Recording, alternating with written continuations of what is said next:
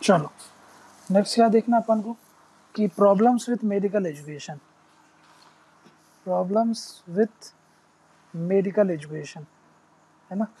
Medical education से related क्या problems हैं ये समझना है हमको। फिर इसी में देखेंगे रिफॉर्म्स क्या क्या चाहिए, ठीक है ना। पढ़ाई लिखाई होगी कहीं से रिलेटेड, मेडिकल से, उसमें क्या गड़बड़ियाँ हैं ये हमको समझना है, और क्या क्या आपको सॉल्यूशन इसमें चाहिए, सजेस्ट करना है। ये बस इशूज़ पता होने चाहिए और सॉल्यूशन पता होना चाहिए, ठीक है ना। तो देखो, अगर थोड़ा सा प्रेजेंट सिनारियो समझना है अगर आपको मेडिकल एजुकेशन का, तो प्रेजेंट मेडिकल एजुकेशन क्या है इंडिया में, कैसे है प्रेजेंट मेडिकल एजुकेशन सिनारियो, है ना। सबसे पहले स्टार्टिंग करते हैं तो हमको थोड़ा सा फैक्चुअल डिटेल्स पता होनी चाहिए। तो अराउंड 500 मेडिकल कॉलेजेस हैं, ठीक है ना। जिसमें सबसे ज़्यादा जो डोमिनेट करता है वो कौन सा है, प्राइवेट वाला, नियर अबाउट 500 हैं। तो 245 काहे के हैं गवर्नमेंट मेडिकल कॉलेजेस हैं, और 255 काहे हैं प्राइवेट हैं। तो कुल मिला के ध्यान में ये रखना कि प्राइवेट मेडिकल कॉलेजेस ज़्यादा हैं पब्लिक मेडिकल कॉलेजेस, है ना। सरकारी मेडिकल कॉलेज की कंपैरिजन में अगर देखें प्राइवेट का, तो प्राइवेट का ज़्यादा है।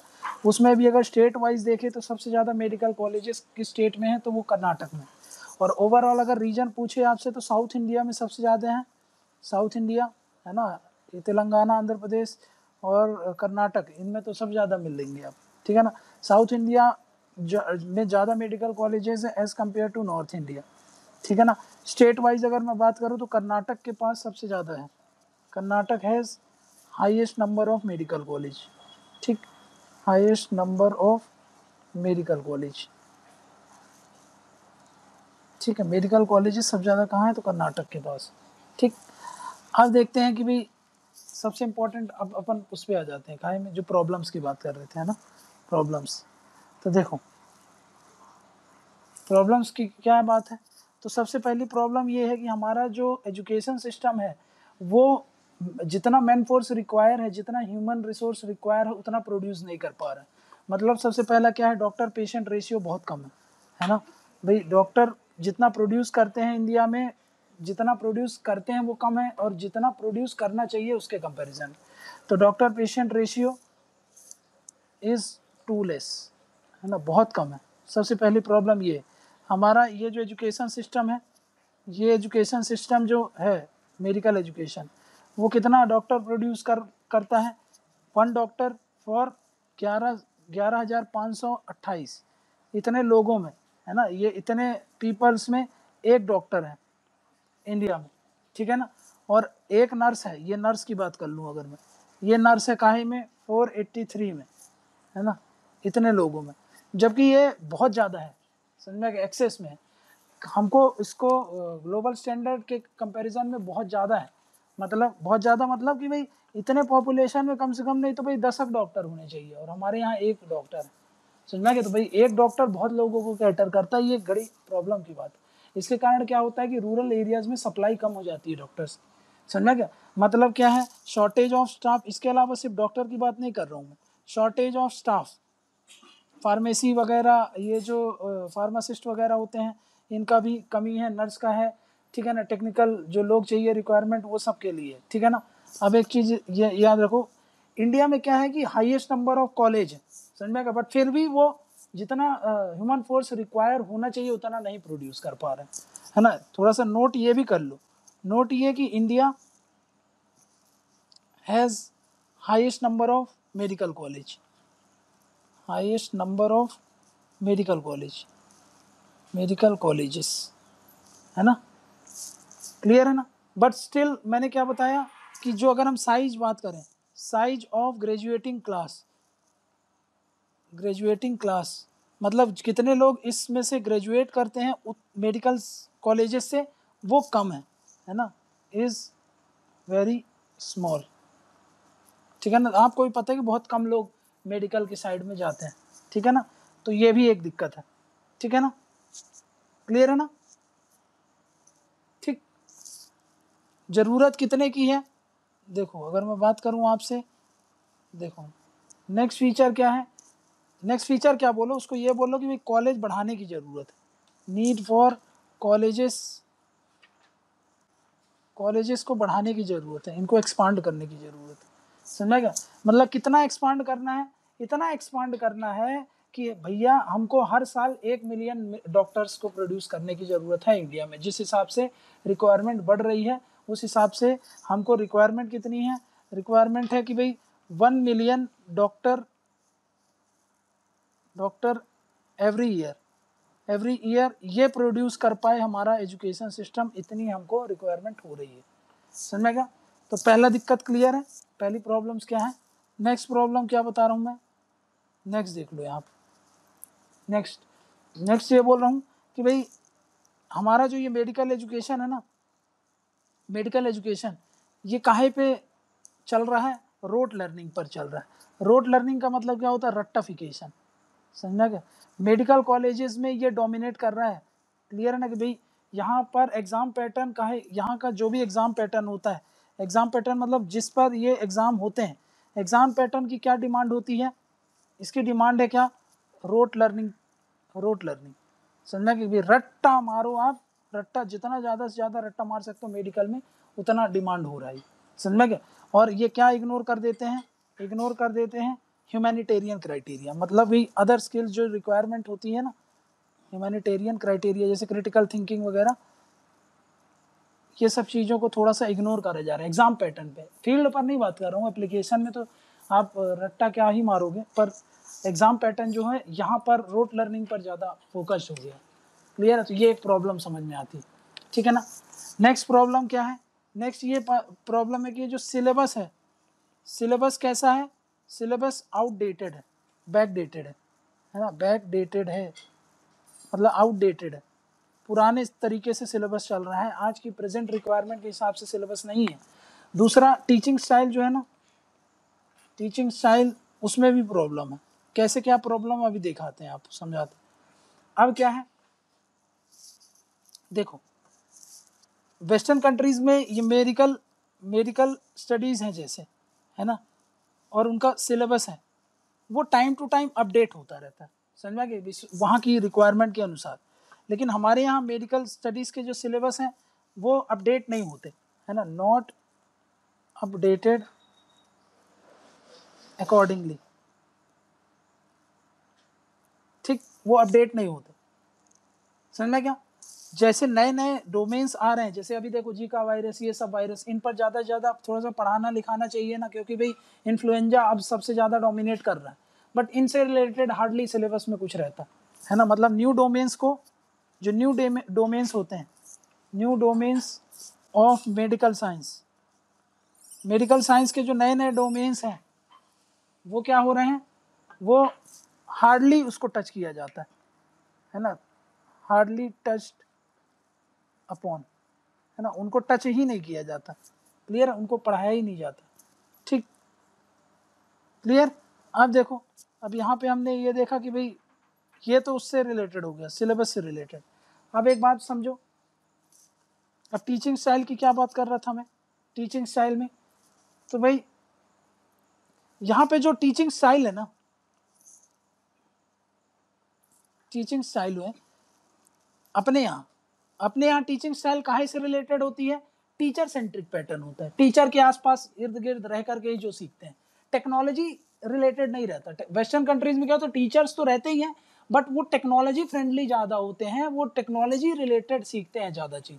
हमारे यहाँ ओरल और ये टीचर्स के साथ साथ रह करके ही पढ़ाई हो रही, मतलब टीचर सेंट्रिक होता, टीचर सेंट्रिक पैटर्न, है ना भाई। उसी के साथ रहते हैं, उसी के साथ जो वो कर रहा है उसको देखते रहते हैं, सीखते रहते हैं, है ना। बट क्या है कि भाई टीचर्स के साथ ओरल एजुकेशन में ज़्यादा फोकस रहता है। लेकिन वेस्टर्न कंट्रीज़ में क्या होता है, टेक्नोलॉजी फ्रेंडली ज़्यादा होते हैं, उनको टाइम टू टाइम टेक्नोलॉजी से इंटरेक्शन करते हैं वो लोग, है ना। तो वो लोग थोड़ा सा उनका एफिशिएंसी हाई हो जाती है, ठीक है ना। वेस्टर्न कंट्रीज़ में क्या होता है, वेस्टर्न साइड में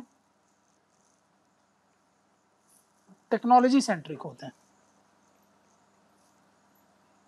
समझ में, जितना ज़्यादा से ज़्यादा टेक्नोलॉजी को वो एसिमुलेट कर सकें उतना ज़्यादा सीखते हैं। अब इसका मतलब समझ रहे हो, टेक्नोलॉजी सेंट्रिक मतलब होता है प्रैक्टिकल होना।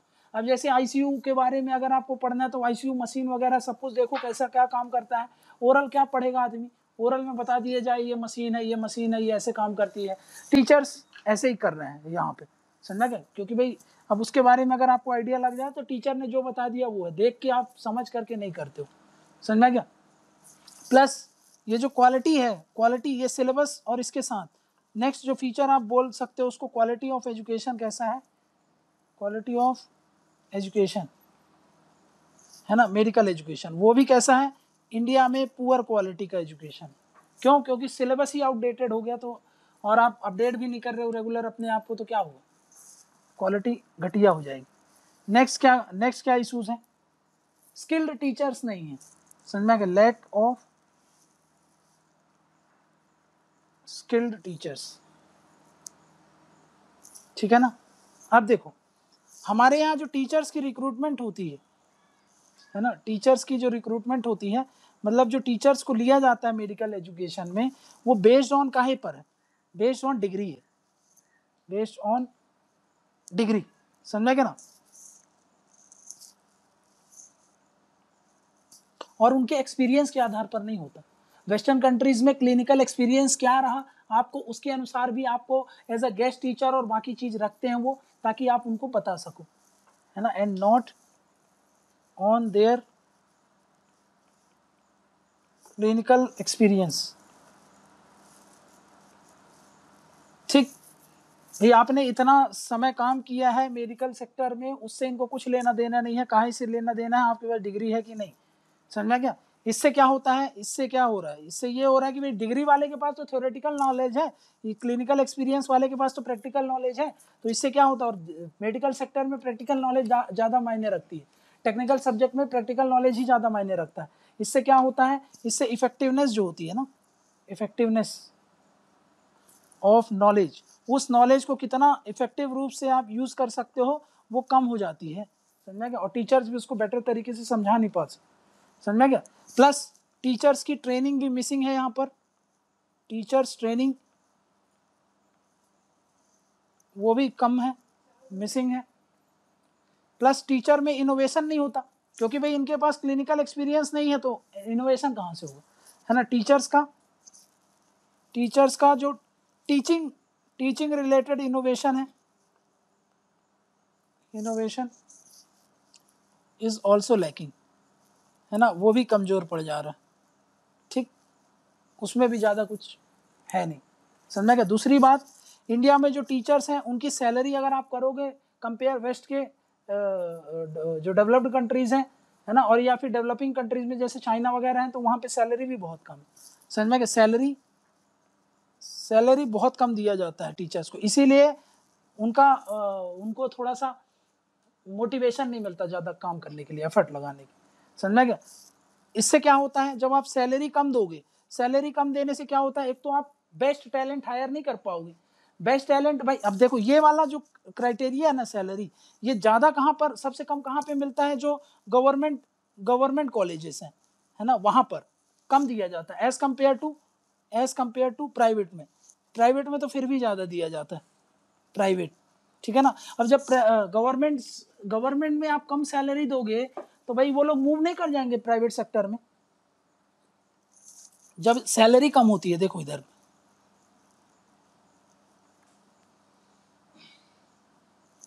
सैलरी कम है, तो सैलरी कम होने से क्या होता है, सैलरी कम है तो कहाँ पर, गवर्नमेंट स्कूल्स में, गवर्नमेंट कॉलेजेस में, ठीक है ना।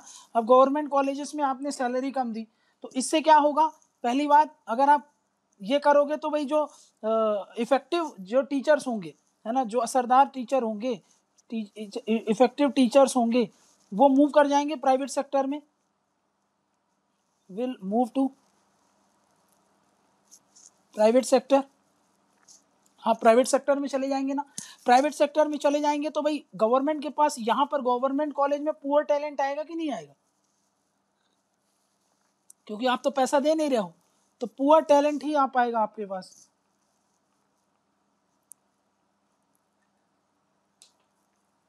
पुअर टैलेंट इज अवेलेबल, है ना।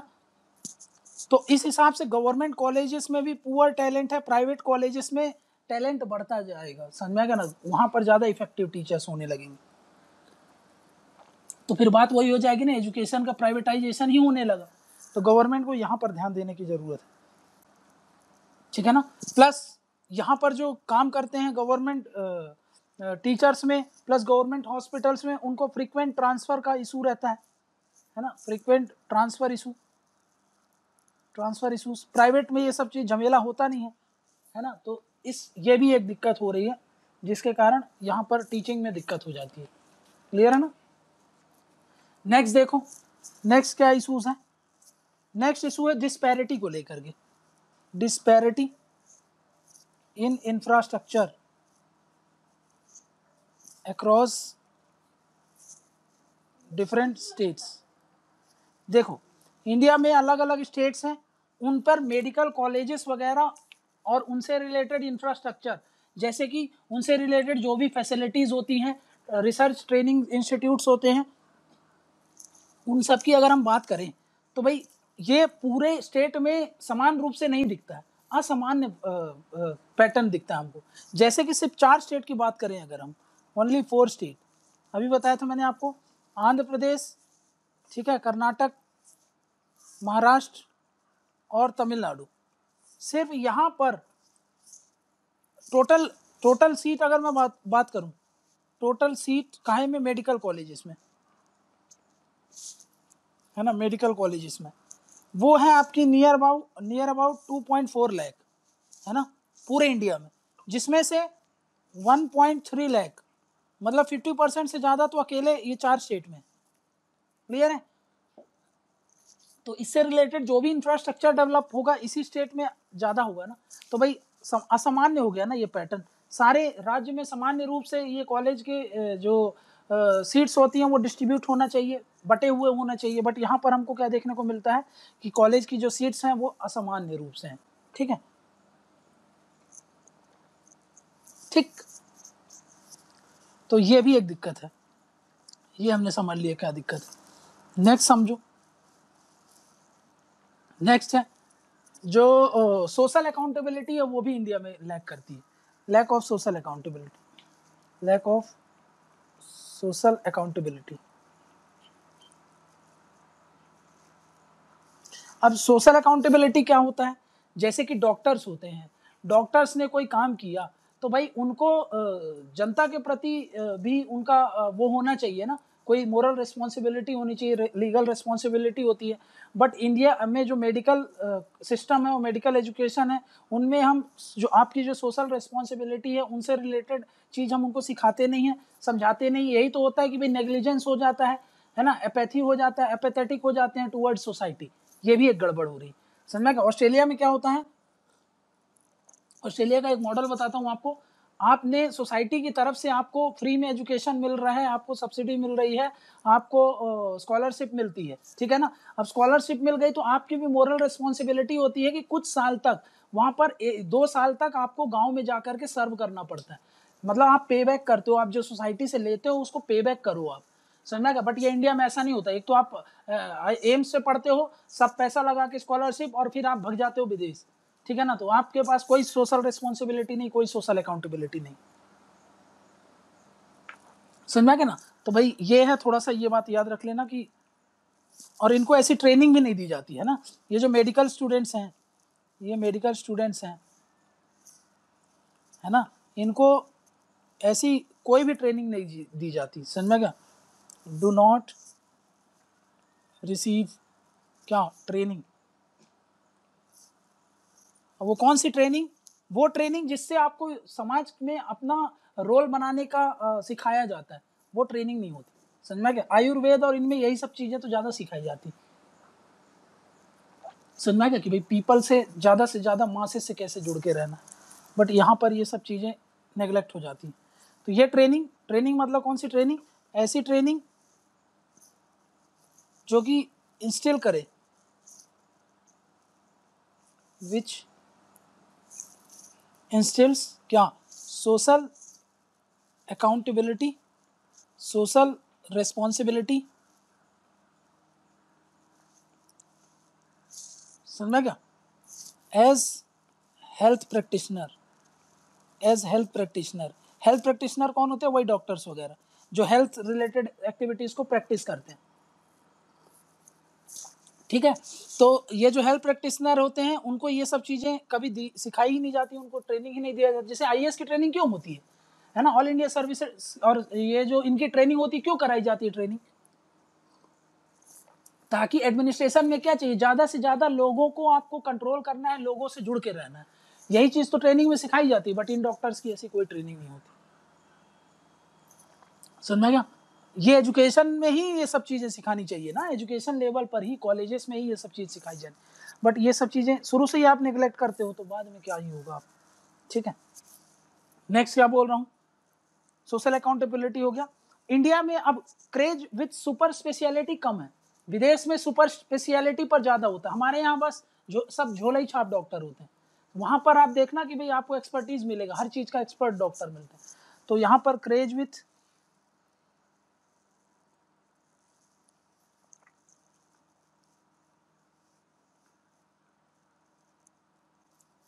ये कम है, समझा क्या, सुपर स्पेशलिटी का क्रेज कम है। क्यों क्रेज कम है, देखो सुपर स्पेशलिटी क्या डिमांड करती है, आपको सुपर स्पेशलिटी में जाना है तो आपको क्या चाहिए, ज़्यादा से ज़्यादा रिसर्च एंड डेवलपमेंट होना चाहिए आपको, समझा गया, ज़्यादा से ज़्यादा हायर, बहुत ज़्यादा हायर स्टडी करनी पड़ेगी आप, है ना, इस पर ज़्यादा हायर, ये सब चीज़ें ज़्यादा डिमांड करती है सुपर स्पेशलिटी। ठीक है, लर्निंग आउटकम हाई होना चाहिए, ठीक है ना। बट हमारे यहाँ ये सब चीज़ क्या है, देखो ये सारी चीज़ नेग्लेक्टेड है कि नहीं है, सिलेबस आउटडेटेड है तो हायर स्टडी क्या होगी, लर्निंग आउटकम क्या होगी आपका, जब कोई भी टीचर ही आपके बहुत अच्छे हैं तो, ठीक है ना, रिसर्च एंड डेवलपमेंट तो होता ही नहीं है ज़्यादा, समझ में। तो वेस्टर्न कंट्रीज में सुपर स्पेशलिटी का क्रेज बहुत ज़्यादा होता है, समझ में। आँख में भी वो 10 तरीके के स्पेशलिस्ट होते हैं, हमारे यहाँ आँख में भी वो सब एक ही झोला छाप डॉक्टर सब देखता है, ठीक। तो क्रेज विथ सुपर स्पेशलिटी ये भी कम है। अब देखते हैं क्या नेक्स्ट, कि इशू क्या है प्राइवेट मेडिकल कॉलेजेस से।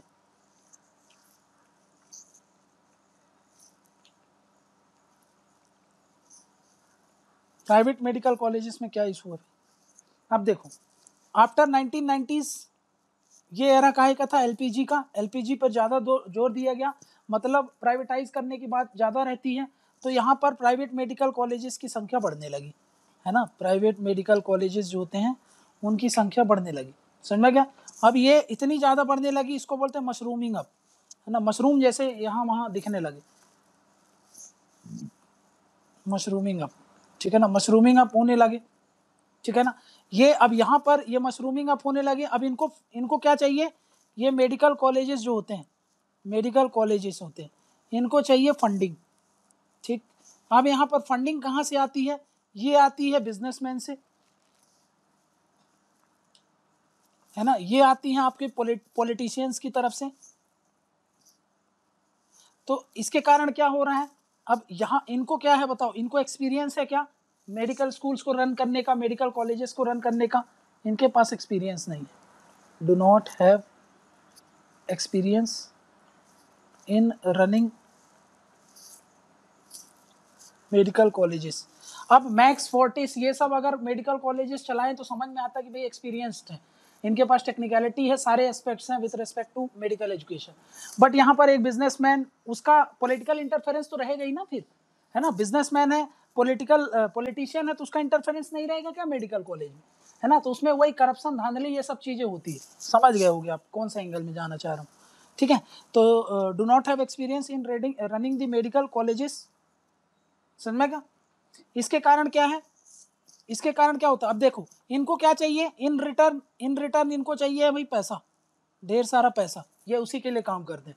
इसलिए इसके कारण क्या हो रहा है, इसके कारण एक रिच और पुअर एजुकेशन का गैप आ जा रहा है, पुअर वाले यहाँ पर एडमिशन नहीं ले पाते हैं, सिर्फ बड़े ही क्लास के लोग यहाँ पर पढ़ पाते हैं, तो रिच पुअर एजुकेशन का गैप आ रहा है प्राइवेट सेक्टर में। प्राइवेट में तो आप पढ़ ही नहीं सकते आजकल, रिच पुअर का गैप आ रहा है, समझा कि भाई मेडिकल में अगर आपने प्राइवेट किया है तो आपके 40-50 लाख कहीं नहीं गए, समझ में, इतना पैसा लगता है, समझ में क्या ना, क्यों, यही रीज़न है, समझ में गए। और अगर आप सरकारी में पढ़ोगे तो उसके लिए आपको कंपटीशन पता है कि बहुत ज़्यादा होता है। प्लस ये जो मेडिकल कॉलेजेस होते हैं ये इनके लिए पूरे जो स्टैंडर्ड्स प्रिस्क्राइब्ड होते हैं ना वो उससे कंप्लाई नहीं करते, है ना। Do not comply with the norms, with the established norm. जो एक फिक्स नॉर्म्स होते हैं कि भाई स्टैंडर्ड होता है ना कि भाई ये स्टैंडर्ड है, आपको ये सब चीज़ें फॉलो करनी है, रूल्स एंड रेगुलेशन पे खरा उतरना है। बट ये देखा जा रहा है कि भाई यहाँ पर ये सब चीज़ें इग्नोर मारते हैं, कोई किसी को फर्क नहीं पड़ता, क्योंकि पता है कि पॉलिटिशियंस की तो कॉलेजेस हैं, बड़े बिजनेसमैन की कॉलेजेस से कोई क्या कर लेगा, समझ में क्या। तो ये गड़बड़ होती है प्राइवेट में। तो मतलब यहाँ पर क्या हो रहा है, प्राइवेट में education, privatisation of education, privatisation of education, education का निजीकरण जो हो रहा है ना ये ज़्यादा घातक होता है।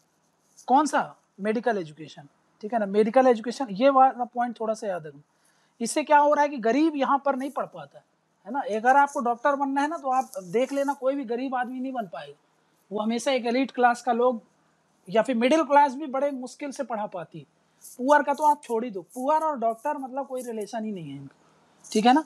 ये क्यों, क्योंकि ये इतना बड़ा ये गैप बन चुका है, रिच एजुकेशन पुअर एजुकेशन, समझ में आ रहा है। नेक्स्ट इशू क्या है, नेक्स्ट प्रॉब्लम इंडिया में इशूज क्या है भाई, हर कोई बाहर जाके पढ़ना चाहता, समझ में गया। Studying abroad, studying abroad is an issue. बाहर जाके पढ़ना है और बाहर जाके काम करना है, ये बड़ा दिक्कत है। अब समझो बाहर जाके पढ़ना मतलब क्या है कि भाई अब एक सोचो इसके कारण क्या होता है, इसके कारण ब्रेन ड्रेन होगा कि नहीं। बाहर जाके जब पढ़ते हैं तो फिर वो बाहर ही प्रैक्टिस करना चाहते हैं, इंडिया में नहीं आना चाहते, क्योंकि इंडिया में सैलरी आपको बता दिया पहले ही इशूज डॉक्टर की, समझ में क्या। तो भाई यहाँ पर ब्रेन ड्रेन होता है। ब्रेन ड्रेन मतलब क्या होता है कि भाई जो अच्छे अच्छे बुद्धिमानी बुद्धिजीव हैं वो तो इंडिया में नहीं रहेंगे, बाहर चले गए, है ना। इंडिया से भी पढ़े तब भी बाहर चलेगा, और बाहर पढ़ रहे हैं तब भी वो इंडिया में आने का नाम नहीं लेते, समझ में। तो वहीं प्रैक्टिस करते हैं, वहीं पे काम करते हैं। एक आंकड़ा है जिसमें ये बोला जाता है कि 47,000 इंडियन डॉक्टर्स हैं, 47 के इंडियन डॉक्टर्स कहाँ पर प्रैक्टिस कर रहे हैं। इंडियन डॉक्टर्स सिर्फ अकेले यूएस में प्रैक्टिस करते हैं, इंडियन डॉक्टर्स प्रैक्टिसिंग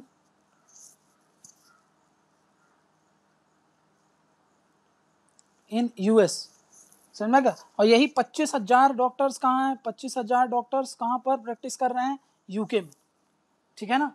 तो इस हिसाब से अगर हम देखें तो इंडिया क्या है, लार्जेस्ट एक्सपोर्टर है डॉक्टर का in the world. India is the largest exporter of doctor, समझ में क्या। भाई निर्यात कर रहे हो आप, किसका निर्यात कर रहे हो आप, डॉक्टर्स का निर्यात कर रहे हो। तो ऐसे अगर हम वर्ल्ड को रख दे तो सबसे ज्यादा डॉक्टर्स कौन देता है पूरी दुनिया को, इंडिया देता है। वो दे नहीं रहा है एक्चुअली में, वो ब्रेन ड्रेन हो रहा है, समझ में आ रहा है ना। वो लोग यहाँ पर काम ही नहीं करना चाहते, बाहर चले जाते हैं, समझ में। Exporter of doctors in the world, ठीक। इसका एक रीजन और ये भी है कि भाई वो बाहर क्यों काम करते हैं, इंडिया में क्यों काम नहीं करते, क्योंकि यहाँ पढ़े लिखे, यहाँ पे जो लोग पढ़ते हैं ना, यहाँ से जब पढ़ के इंडिया में आते हैं तो मेडिकल कमीशन ऑफ इंडिया जो होती है उसके कुछ नॉर्म्स होते हैं कि भाई आप यहाँ से अगर आए हो तो हम कुछ ही डिग्री को रिकॉग्नाइज करेंगे, अगर आप ये डिग्री परफॉर्म किए हो तभी आप इंडिया में प्रैक्टिस करते हो। जैसे रसिया मॉस्को से पढ़ के आए हो तो आपको अलाउ नहीं करते हैं यहाँ, समझना क्या ना, हर पैटर्न पर अलाउ नहीं करते, सारी डिग्री अलाउ नहीं करते हैं वो, ठीक है। वही वाला ये इशू है, ठीक है ना भाई। मैं क्या बोल रहा हूँ, क्योंकि यहाँ पर very few medical courses are recognised by MCI, medical council of India जो है बहुत ही कम कोर्स को रिकॉग्नाइज करती है। बाहर से अगर आप पढ़ के आए हो तो आपको एग्जाम भी निकालना पड़ता है, तब जा करके आप प्रैक्टिस कर पाते हो। और वो बहुत से कोर्स को तो रिकॉग्नाइज ही नहीं करती वो मेडिकल कमीशन, और अगर करती भी है ना, इफ रिकॉग्नाइजेस, अगर वो रिकॉग्नाइज भी करती हैं तो वो कहाँ से होते हैं, वो लीडिंग नेशन से होते हैं, लीडिंग नेशन के जो कोर्सेस हैं उन्हीं को ही रिकॉग्नाइज करती है। जैसे एग्जांपल US UK, यहाँ से अगर आप पढ़ के आए हो तो आपको रिकॉग्नाइज कर भी लेगी, है ना। और अगर आप मॉस्को और यहाँ से पढ़ के आए हो तो रिकॉग्नाइज नहीं करती, ठीक है। तो ये बात थोड़ा सा याद रख लेना। तो इसके कारण क्या हो रहा है, इसके अंदर इसके कारण ये होता है जो रिटर्निंग डॉक्टर्स हैं, है ना, रिटर्निंग डॉक्टर्स हैं, रिटर्निंग डॉक्टर्स जो बाहर से पढ़ के आएंगे उनकी संख्या क्या हो जाएगी, कम हो जाएगी कि नहीं हो जाएगी। तो रिटर्निंग डॉक्टर्स कम हो जाते हैं, इससे क्या होता है, नंबर्स कट हो जाते हैं। समझा क्या, इससे क्या हो रहा है, इससे कट शॉर्ट हो जाता है नंबर में, नंबर्स। ठीक, नेक्स्ट देखो, नेक्स्ट एक यहां तक ये एक बड़ा सरदर्द है इंडिया के लिए। समझा क्या, बाहर से आप रिकॉग्नाइज नहीं करते हो तो वो आएंगे ही क्यों, पता है भाई इतना पैसा लेके पढ़े हैं और आपने रिकॉग्नाइज ही नहीं किया तो वो वैसे भी आपसे दूर चले जाने वाले हैं।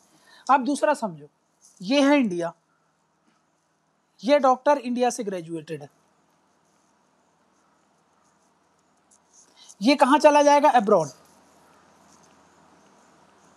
लेकिन यहाँ का जो एजुकेशन सिस्टम है, यहाँ का एजुकेशन सिस्टम है, उसमें क्या हुआ, उसमें ये हुआ कि इसको ट्रेनिंग नहीं मिली अच्छे से। समझ में आ गया, इसको ट्रेनिंग स्किल्स इसकी लैक कर गई, ट्रेनिंग स्किल्स,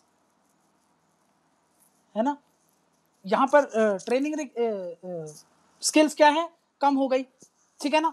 अब ट्रेनिंग स्किल्स कम है और ये बाहर जाके काम करते हैं, तो समझ में आ रहा है। तो इसके कारण क्या होता है, मैं एक एग्जांपल देता हूँ। अगर ब्रिटेन की बात करूँ मैं, और ऑस्ट्रेलिया में,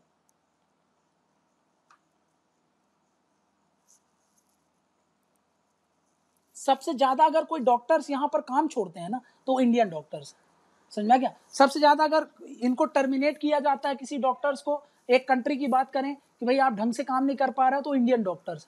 भले सबसे ज्यादा डॉक्टर्स हम एक्सपोर्ट करते हैं, बट अगर हम बात करें कि फायर सबसे ज्यादा कौन से डॉक्टर्स होते हैं, तो वो इंडिया के ही डॉक्टर्स होते हैं। क्यों, क्योंकि ट्रेनिंग उनके पास उतनी स्किल नहीं होती है, और वो जिस हिसाब से करते हैं, अभी मैंने बताया एजुकेशन सिस्टम वो पेस में नहीं है, जिस पेस से टेक्नोलॉजी ड्राइव कर रही है, जिस हिसाब से रिक्वायरमेंट है मार्केट में, उस हिसाब से ये एजुकेशन सिस्टम हमारा उसको मैच नहीं कर पा रहा है। इसलिए क्या हो रहा है, यहाँ पर सबसे ज्यादा जो प्रैक्टिस छोड़ते हैं डॉक्टर्स वो कौन है, इंडियंस ही।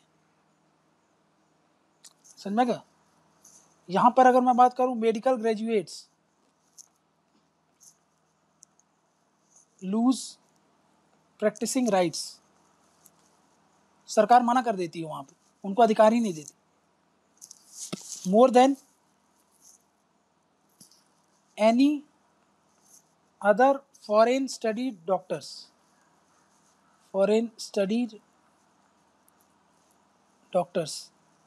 समझना क्या, मतलब यहाँ पे समझो इंडियन डॉक्टर्स हैं, या फिर इंडिया में जो पढ़ा डॉक्टर है, बाहर का भी अगर इंडिया में पढ़ा है ना, विदेशी, मान लो कि भाई इजराइल से कोई डॉक्टर इंडिया में पढ़ा है और वो कहीं पर जाकर के प्रैक्टिस कर रहा है, तो भाई उसके चांसेस ज़्यादा हो जाते हैं कि भाई उसको कुछ दिन में अपना प्रैक्टिस छोड़ देना पड़ेगा, क्योंकि भाई उस डॉक्टर की उस हिसाब से हमारा एजुकेशन सिस्टम ने उसको ट्रेनिंग नहीं दी, है ना। हमारे यहाँ पुअर ट्रेनिंग हो रही है, ये बड़ा इशू है, याद रखना, जिसके कारण ये इंडिया के लिए सरदर्द बना है कि भाई सबसे ज़्यादा डॉक्टर हमारे ही देश देता है दुनिया को, और सबसे ज़्यादा नौकरी भी कौन सा डॉक्टर की जाती है, तो इंडियन के ही डॉक्टर्स की जाती है। ऐसा क्यों, क्योंकि आपका एजुकेशन सिस्टम पहली बात पेस के साथ मैच नहीं कर पा रहा है, रिक्वायरमेंट के साथ मैच नहीं कर पा रहा है, और आपके यहाँ जो ट्रेनिंग इम्पार्ट किया जाता है उसमें क्या है कि भाई अच्छा नहीं है।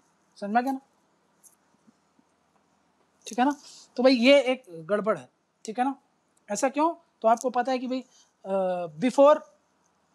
बिफोर प्रैक्टिसिंग क्या चाहिए रहता है, ट्रेनिंग चाहिए, आपको प्रॉपर ट्रेनिंग चाहिए, समझ में क्या, क्वालिटी एजुकेशन चाहिए। और विदेश में ये चीज़ बहुत मायने रखती है, जो मैं आपको बताया था, सोशल रिस्पॉन्सिबिलिटी। हमारे यहाँ तो ये रिस्पॉन्सिबिलिटी, हमारे यहाँ जो डॉक्टर है वो भी अपने आप को कलेक्टर समझने लगते हैं, ठीक है ना।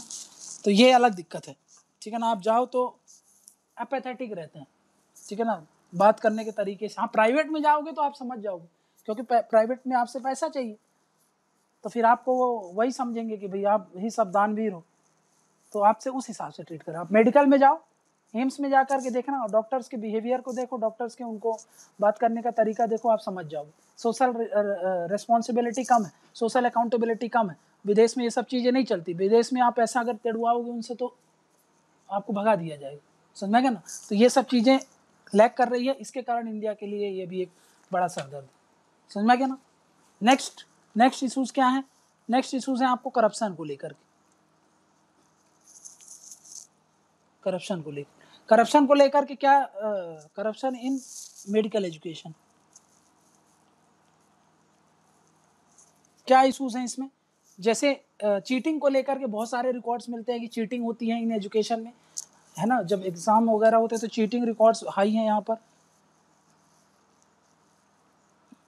MBBS और इन सब के एग्जाम में आप देखना बहुत सारी टीचिंग का मिल रहा है, ठीक है ना। नेक्स्ट, एडमिशन में करप्शन होता है, एडमिशन में डोनेशन वगैरह लगते हैं, ये सब आपको पता ही है ना। हाँ, बहुत ज़्यादा डोनेशन लेते हैं, खूब करप्शन होता है, ठीक है ना।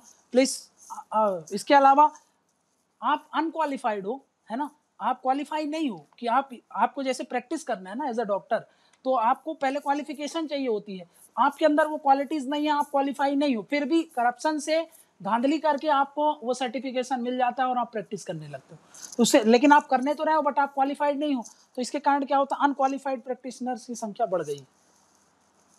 अनक्वालिफाइड प्रैक्टिशनर, प्रैक्टिशनर का मतलब कौन होता है, वही जो प्रैक्टिस करते हैं, ठीक है ना। जो अनक्वालिफाइड प्रैक्टिशनर्स ये ज़्यादा है, क्यों, क्योंकि भाई इनको क्या कर दिया हमने, इनको तो कैसे हमने प्रैक्टिस करने का दे दिया कि भाई करप्शन से, है ना, सर्टिफिकेशन इनको कैसे मिल जाता है, करप्शन से। नेक्स्ट, ये है मेडिकल काउंसिल, MCC। MCC एक मेडिकल, इसका फुल फॉर्म क्या था, देख लेना इसका फुल फॉर्म क्या है। MCC बोल रहा हूँ, MCI होगा ना, मेडिकल काउंसिल ऑफ इंडिया। इसको क्या है, इसमें बहुत सारे करप्शन के चार्जेस हैं, है ना, करप्शन चार्जेस, ठीक है ना, इसमें बहुत सारे करप्शन के चार्जेस हैं, ठीक है। तो MCC कैसे, MCC का फुल फॉर्म देख लेना, इसको इसकी जगह रिप्लेस करके MCC लाया जा रहा है, ठीक है। देखो ये है आपका, ये क्या है, मेडिकल काउंसिल ऑफ इंडिया, इस पर करप्शन के चार्जेस लगे हैं, इसको रिप्लेस करने के लिए इसको बात किया जा रहा है कि इसको रिप्लेस करके क्या लाना चाहिए, मेडिकल काउंसिल कमेटी, समझा क्या, ये कमेटी को लाने की बात किया जा रहा है। इसके लिए एक बिल भी पेंडिंग है और अब तक ये तो पास भी हो गया होगा, समझा क्या ना। ये मैं आपको पेंडिंग बता रहा हूँ, आज से 2-3 महीने पहले की बात है, लॉकडाउन के लगने से पहले की बात है, अब तक तो उसके बाद से मैंने फॉलो नहीं किया था, तो इसको देख लेना, ये शायद पास भी हो चुका होगा, समझा गया, देख लेना इसको। तो ये रिप्लेस करने वाला है MCI को, मेडिकल काउंसिल ऑफ इंडिया को, ठीक है ना। तो ये ज़्यादा दूसरों को सर्टिफिकेशन देता है, तो इसी को ही हटा दिया जा रहा है, ठीक है ना, क्योंकि इस पर ही करप्शन के चार्जेस लग गए। अब थोड़ा सा देखेंगे क्या रिफॉर्म्स, क्या क्या इसमें रिफॉर्म्स करने की ज़रूरत है, ठीक है।